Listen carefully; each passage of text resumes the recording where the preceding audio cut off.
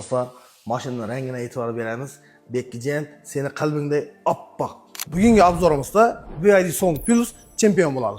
BYD Song Plus eng so'nggi pozitsiyasi bo'ladi va bir zapravka bilan polniy 35 km bemalol yurib beradi. Mashinamizning yilına kelsak, mashinamiz 2023-yilda ishlab chiqarilgan, yurgan masofasi 40 000 km. Mashinamizning kraskasi absolutniy 100% родной, livoyga tekshirib olsanglar bo'ladi. Plus polniy krugovой tonirovka paroklar ham qo'yilgan. Mashinamiz salondan olib, bir qo'l haydalgan, narxini kelsak, narxi ham kelishilgan narxda xaridsangiz bo'ladi.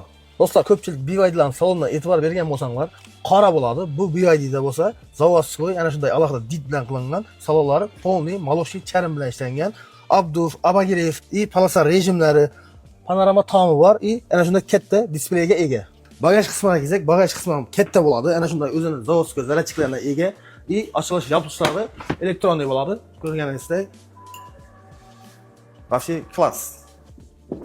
Hozirgi kunda gaz, benzin muammo bo'lib turgan vaqtida uyingizda to'liq zaryadlab, bemalol 600 km yurishingiz mumkin. Mashinamiz uy sharoitida 5-6 soatda polniy 100% zaryad oladi. Shu zaryad bilan 35 km yuradi.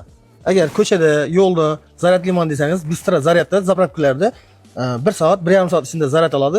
120-130 ming so'm bilan polniy zaryadlanadi.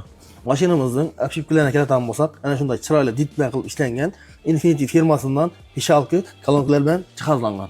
Mashinamiz 360 gradus kamera bilan jihozlangan. Balonlarga kelsak, balonlar ham archagulli, yumshoq, toza balonlar qo'yilgan, sassarasi a'lo darajada.